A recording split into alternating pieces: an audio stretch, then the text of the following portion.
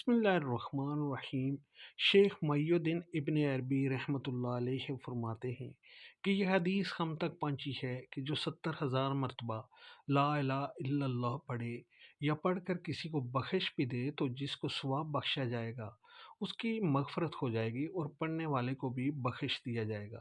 تو میں نے اس کے بہت سے مجموعہ اپنے پاس پڑھ کر رکھ لیے۔ ایک مرتبہ ایک دعوت میں بعض ساتھیوں کے ساتھ جمع ہوا تو وہاں دسترخوان پر ایک نوجوان آیا جس کا کشف مشہور تھا۔ اس نے کھانا شروع کر دیا، اتنے میں کھاتے کھاتے زور زور سے رونے لگا۔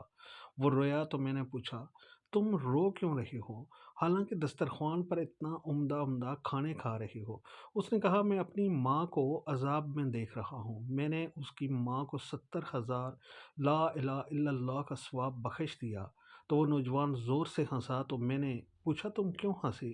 اس نے کہا میں اپنی ماں کو جنت میں دیکھ رہا ہوں۔ شیخ فرماتے ہیں کہ اس کے کشف سے میرا اس حدیث کا صحت پر یقین اور بڑھ گیا، اور حدیث کی صحت سے اس کے کشف پر یقین اور بڑھ گیا کہ یہ واقع ولی اللہ اور صاحب کشف ہے۔